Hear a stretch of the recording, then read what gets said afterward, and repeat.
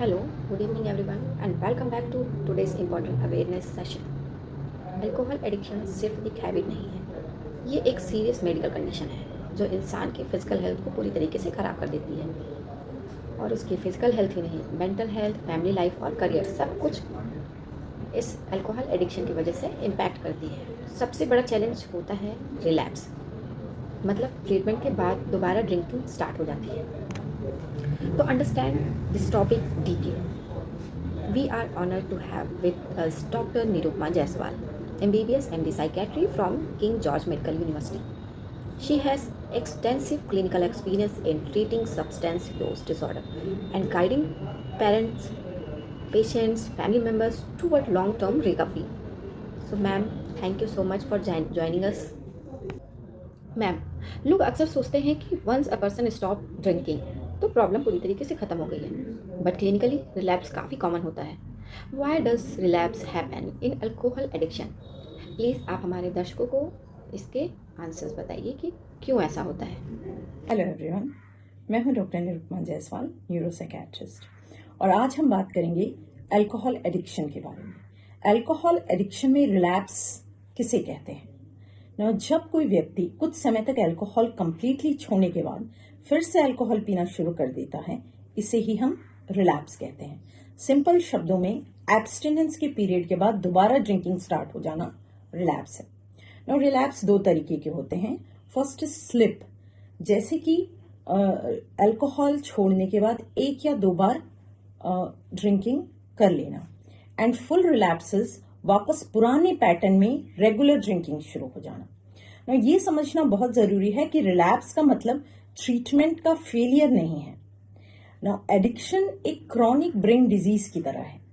जैसे कि बाकी क्रॉनिक डिजीज जैसे कि डायबिटीज एंड हाइपरटेंशन में शुगर और बीपी फ्लक्चुएट होते हैं, उसी तरह यहां भी सिम्टम्स अप्स एंड डाउन होते रहते हैं। रिलैप्स होना एक ट्रीटमेंट का फेल होना या किसी पेशेंट के विल पावर की कमी होने पे नहीं डिपेंड करता है।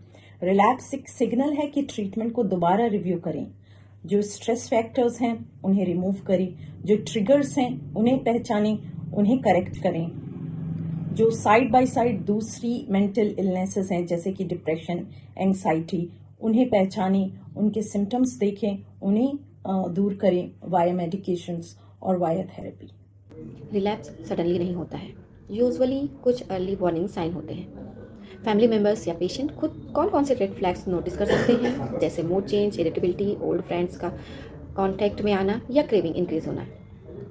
इन चीज़ों का ऐसे पेशेंट के रिलैप्स होने में क्या रोल होता है? मैम, आप हमारे दर्शकों को ये बताइए।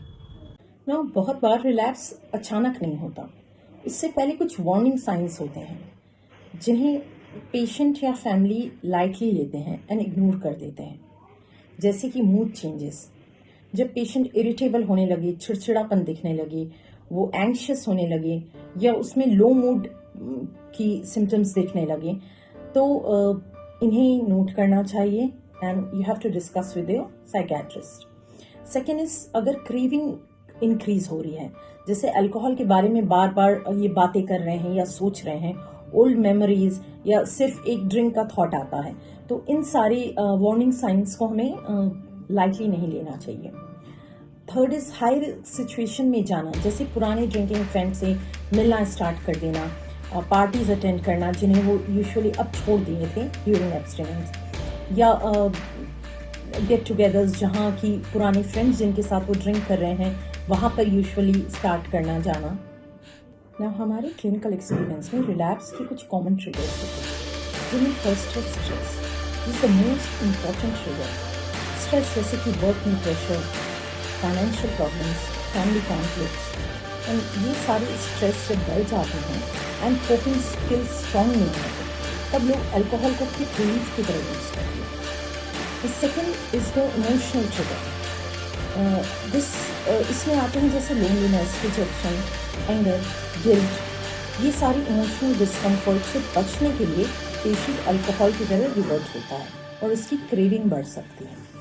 Third most important factor is social environment और सोशल क्यूज, जैसे कि ओल्ड फ्रेंड्स जिनके साथ वो ड्रिंकिंग करते थे, वो पुरानी जगह, पार्टीज या शादी फंक्शंस जहाँ वो बैठकर यूजुअली ड्रिंक कर सकते हैं दैट ये बहुत ही पावरफुल रोल प्ले करते हैं। Another most important factor is over confidence. जब 2-3 महीने के एब्सटिनेंस के बाद पेशेंट ये सोचने लगते हैं कि अब हम कंट्रोल कर सकते हैं, एंड यही स्टेज बहुत ही रिस्की और वल्नरेबल स्टेज होती है when they give up and start drinking.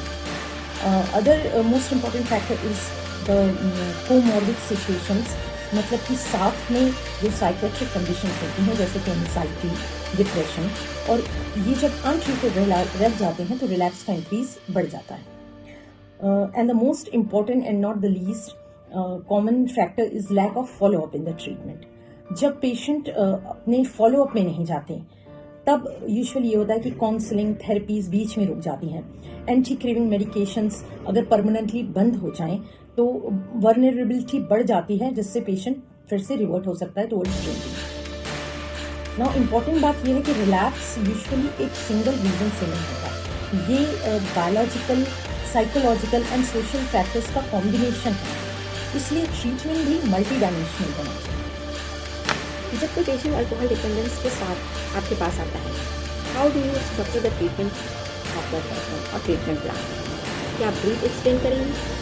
Detoxification phase, medications like anti craving medicine, psychotherapy और फॉलोअप का इम्पोर्टेंस ऐसे पेशेंट की लाइफ में कितना होता है, आप ये बताइए मैम। मेडिसिन का रोल बिल्कुल है, जैसे कि एंटी क्रेविंग मेडिकेशंस, इनसे क्रेविंग की इंटेंसिटी कम होती है। रिवॉर्ड फीलिंग जो हमें अल्कोहल लेने पर एक ब्रेन में रिवॉर्ड फीलिंग आती है, इस फीलिंग को ब्लंट करती है। थर्डली रिलैप्स का रिस्क भी रिड्यूस होता है। कुछ मेडिसिन अल्कोहल लेने पर अनप्लेजेंट इफेक्ट भी क्रिएट करती हैं जो डेटरेंट की तरह काम करती हैं, लेकिन मेडिसिन सपोर्ट सिस्टम का एक पार्ट है, कंप्लीट ट्रीटमेंट नहीं। बेस्ट रिजल्ट तब मिलता है जब medicine, counselling, behavioural therapy and family support सब साथ में काम करते हैं। मैम, अब हम ये जानना चाहेंगे कि रिकवरी में फैमिली का रोल बहुत इंपॉर्टेंट होता है, लेकिन कई बार अनोइंगली फैमिली कुछ मिस्टेक्स कर देती है, जैसे ओवर मॉनिटरिंग करना, ब्लेम करना या इमोशनल प्रेशर देना। फ्रॉम योर एक्सपीरियंस फैमिली को क्या करना चाहिए और क्या अवॉइड करना चाहिए फॉर रिलैप्स प्रिवेंशन? फैमिली का रोल रिलैप्स प्रिवेंशन में एक्सट्रीमली इंपॉर्टेंट होता है। एडिक्शन एक इंडिविजुअल प्रॉब्लम नहीं है, ये पूरी फैमिली सिस्टम पर डिपेंड करता है, और रिकवरी तभी स्ट्रॉन्गेस्ट होती है जब फैमिली सपोर्ट होती है। फैमिली का पॉजिटिव रोल इन चीज़ों में होता है, जैसे कि उन्हें इमोशनल सपोर्ट देना है अपने पेशेंट को, ब्लेम और शेम अवॉइड करना है, पेशेंट को बात बात पर ब्लेम न करें, उन्हें शर्मिंदा न करें, ट्रीटमेंट फॉलोअप इंश्योर कराना कि पेशेंट जा रहा है कि नहीं अपने फॉलोअप में, अपनी मेडिसिन ठीक से ले रहा है कि नहीं, हाई रिस्क सिचुएशन से प्रोटेक्ट करना, ये भी फैमिली का एक इम्पॉर्टेंट फंक्शन है।